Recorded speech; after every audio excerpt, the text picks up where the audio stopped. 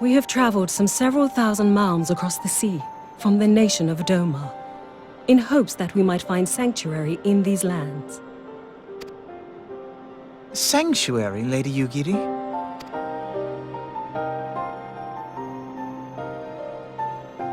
Aye. Lying within Othard, Doma was under the dominion of the Garlean Empire, as I'm sure you are aware. When the War of Succession broke out in Garlemald, we espied an opportunity to free ourselves from the yoke of imperial oppression and took up arms. Only to be crushed. And so I gathered what few Domans escaped the reckoning and guided them hither to your shores. A war of succession? Then the Emperor... Forgive me. You said that Doma was under Imperial rule, did you not? Doma is gone. Razed to the ground as an example to the other provinces. 12 have mercy. And your people? On a ship anchored in Vesper Bay, flying borrowed colors. Many were complicit in the rebellion, or akin to those who were. They will not come ashore until I send word that it is safe to do so. I sought an audience with your rulers, but was summarily refused. The lords of Ul'dah are not wont to entertain foreign refugees without suitable encouragement. Mayhap I was foolish to expect otherwise, but our supplies run low and we have young ones in urgent need of care. I have seen the tents outside the gates, however. We are not the first to seek asylum, nor will we be the last. Be that as it may, Ul'dah is no friend to Garlemald. Your tale would stir the hearts of many men and women here. The Sultana and the Syndicate will not be so easily swayed, but I shall see that you are granted an opportunity to plead your case. This is within your power? Well, far be it from me to boast, but I do have the ear of certain influential individuals. I am in your debt. Lady Yugiri, forgive me for observing, but your choice of attire seems like to evoke feelings of mistrust. Men are wont to fear the unfamiliar. We know this from experience. We seek only to spare the people of Ul'dah unnecessary disquiet. I shall defer to your experience, then. I thank you for your understanding. It seems I have urgent business with the Flame General. I leave our guests in your capable hands.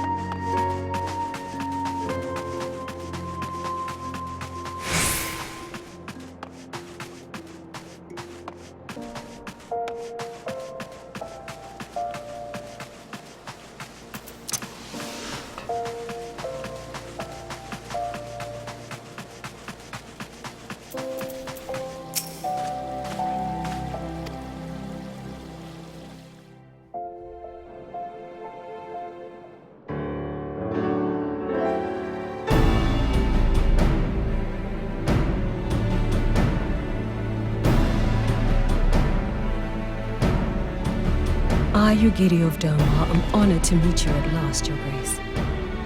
To mark this auspicious occasion, I should like to present to you the finest treasures our humble nation has to offer. Alas, the circumstances which have brought me here today have divested me of both time and dignity. I come before you as a pauper in direst need of aid, to request that you grant my people asylum. I, Nanamo, 17th in the line of Ul, welcome you to our city. Be at ease, Lady Ugiri. Although I myself have heard the tale of your misfortune, I would ask that you recount it once more for the benefit of the others here present. As you wish, Your Grace. For many years, my nation, Domar, suffered under the yoke of imperial rule, and my people yearned to be free.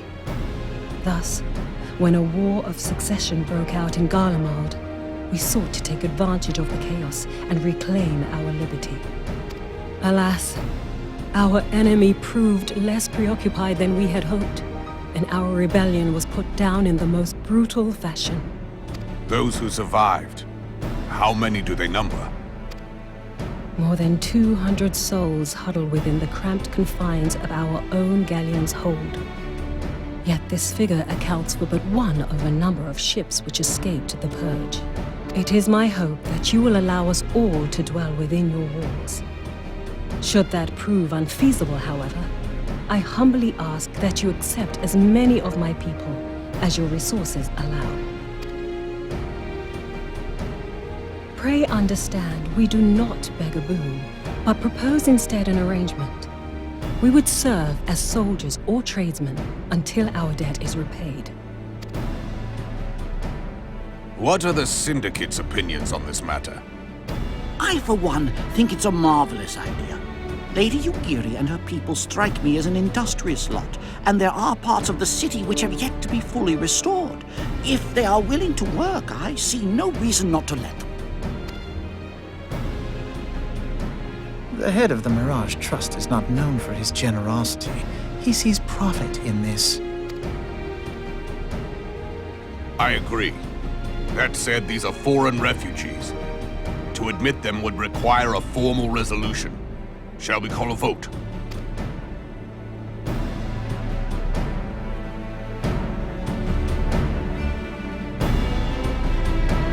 The law is the law.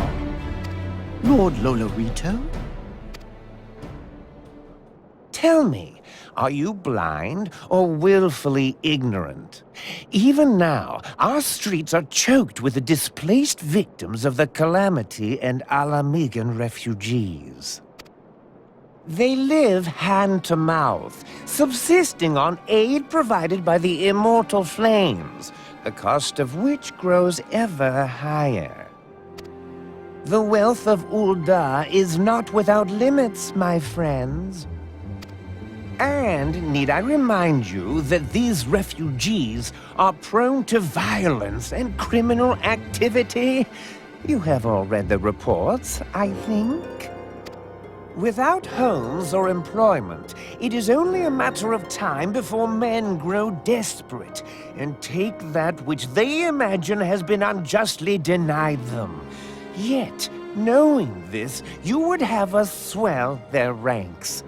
Mayhap you think the brass blades and the flames are not hard-pressed enough? Some say the chairman of the East Aldenard Trading Company passes Gil thrice daily. This may explain how he came to be the wealthiest man in Ul'dah. Or it may simply be that he's ruthless beyond reckoning. Surely the Sultanate can support the few hundred domins Lady Yugiri represents. That our resources have been taxed, I do not deny. But we are hardly in danger of financial collapse. I move that an exception be made. An exception, Your Grace? I am suddenly reminded of a similar debate some years ago regarding a number of Alamigan refugees, if memory serves. What were your words that day? Yes. The law is the law. And so our visitors remained in Little Alamigo. Mayhap our wise and benevolent Sultana would be so good as to enlighten us as to which other of our laws should not be upheld. Mind your tongue, Lolorito. My lord, I share your concern for the welfare of our great nation, but we must endeavor to take a longer view. You know as well as I that people can be a resource still more precious than Gil. Precious or not, they were never yet so reliable. And unlike those who frequent your establishment, I have no desire to gamble with my future. Ul'dah's greatest asset is, and has ever been, her material wealth. We risk this at our peril. One need only look to Teleji Adeleji's example for evidence of the danger in allowing sentiment to dictate policy. How far the vaunted Mirage have fallen, both in repute and profitability, since he began employing refugees. How I choose to conduct my affairs is not your concern, my lord. A proposal has been tabled. Given its urgency, I move we forego further debate and call a vote. To accept the Doman refugees or not. Those in favor, I bid you remain. Those opposed, I bid you leave.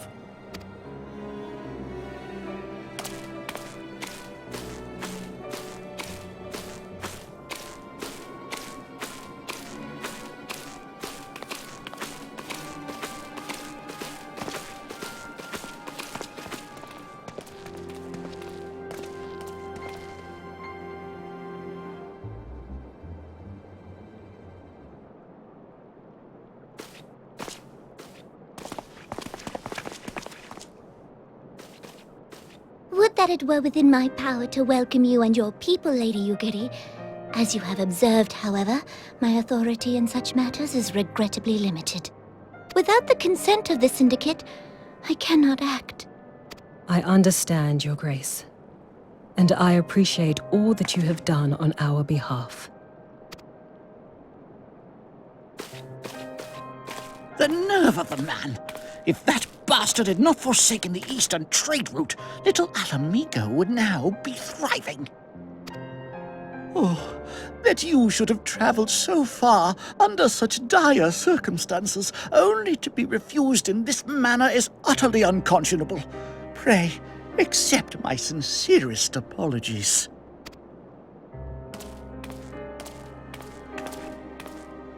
Now that the Empire no longer poses an immediate threat, they see little reason to maintain the pretense of unity. The Monitorists have grown especially defiant of late. Lord Lolorito most of all. But this is neither the time nor place for that discussion.